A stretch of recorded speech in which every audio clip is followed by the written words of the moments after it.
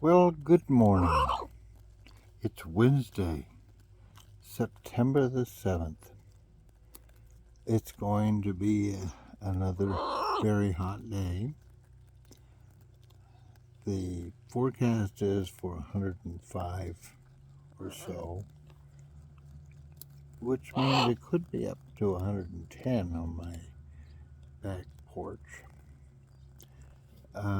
And we can look for this kind of weather for the next couple of days. Friday, Saturday, and Sunday, we're going to see a small drop in the temperature, and we even have a chance of rain in the forecast. Life on the urban interface in Mariposa County. Of course, wildland all around us, oak forest, super dry grass. We didn't burn in the last big fire. And so fire danger is extremely high right now.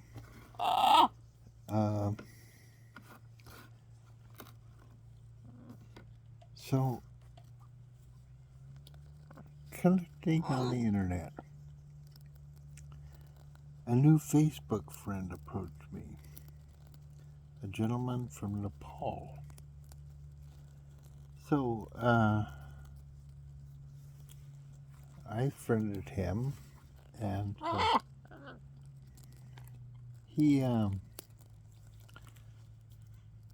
asked him how things were in Nepal. Climate change is a worldwide phenomenon. It's not just in Mariposa or in the United States. What we're seeing is something that's a worldwide impact. This gentleman had lost his house in a rainstorm, a mudslide, and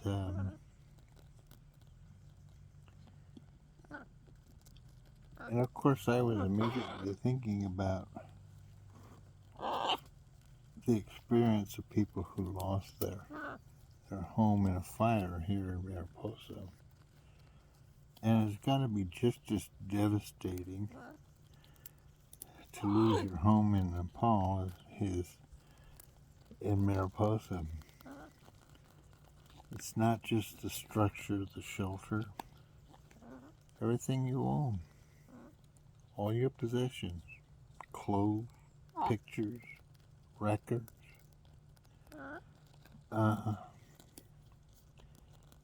Your life is disrupted at a level that's very deep, profound. Our disrupted lives. These are challenging times. And last night, of course, I had a meeting with some of the crew that is working on our Mariposa movie project. Scott Eastwood. We did a video interview. I'm not sure how it's going to come out because now here's the story for you. I changed my clothes, emptied my pockets on a table, and went off to my meeting without filling my pockets with money or the keys to my studio. So we had to have our meeting out on the back deck of the Mariposa Hotel. And we only have one lane light. So I'm not sure how good the video comes out, but the sound will come through pretty good. And the story that the sound tells is pretty important. I met with 3 young men who were part of the Miwok community who were involved in this production. And this story, this historical account, actual historical account, is about, involves the interface between the cowboy culture and the native culture in our community. And it's an ugly story. These people were vigilantes and killed women and children. And they were going to lynch one of the other Indians. And Dave Trabucco's grandfather, great-grandfather, saved the day and took this gentleman from the Mariposa County courthouse where he was wrongly convicted and spirited him off to Merced, got him on a train to San Quentin where he was imprisoned. It was a real action adventure. This is a true story. We have a lot of true stories. One of the true stories I'd like to be working on, I have been working on, is the story of the Mariposa Jump. The miners from the Mariposa, the Merced Commercial Mining Company, attempted to illegally acquire workings at the Pine Tree and Josephine mines.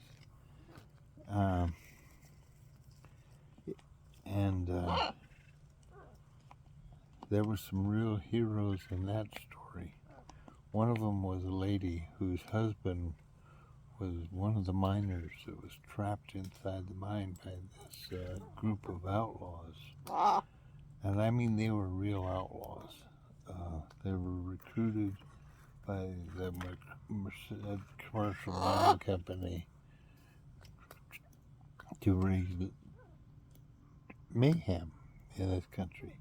At any rate, she ran the blockade of these outlaws, threatened them to shoot a woman, and in her skirts she had weapons, and in her basket she had food, of course, for the miners, and ammunition.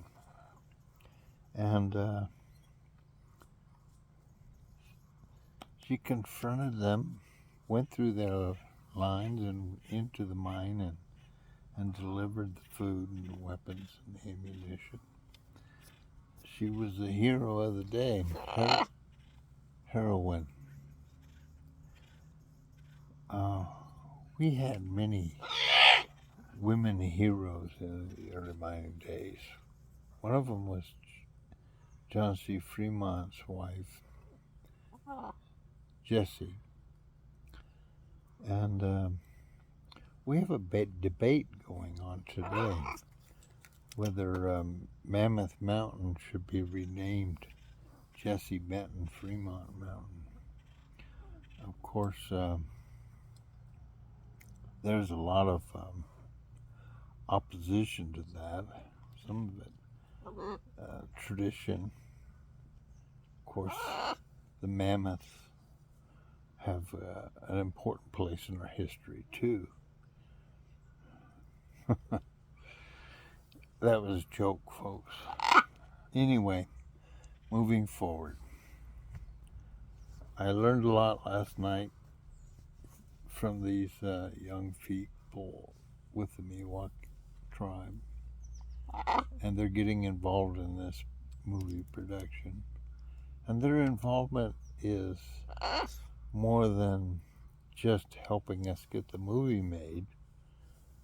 Their involvement adds to the movie with respect to quality, authenticity, and I think moves these young men into positions of communication that and will establish precedent with respect to becoming part of the information network that we work with. One thing that was discussed last night that I'd like to discuss briefly this morning.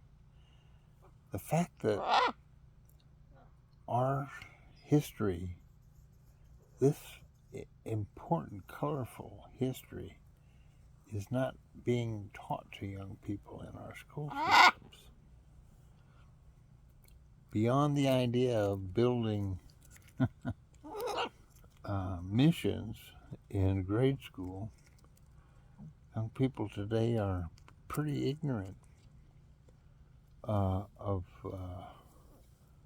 our history and the role that folks in Mariposa played in our national and historic scene.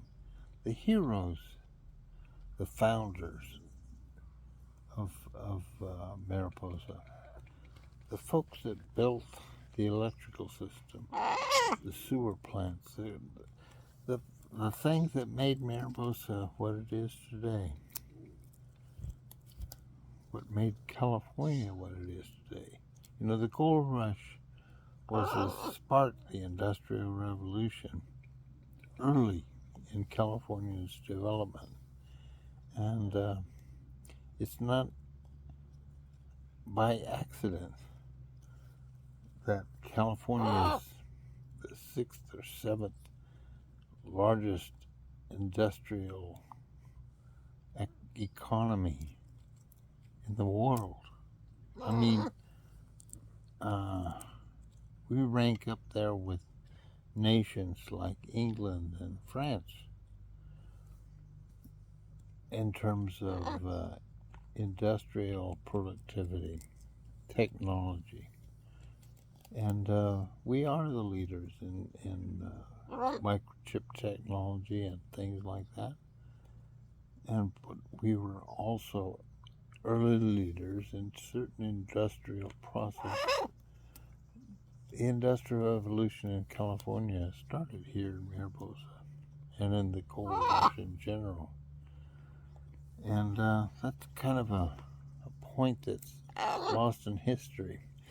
Anyway, moving forward, we're going to be telling some history stories. And this information is going to be available to everybody. And you guys be safe.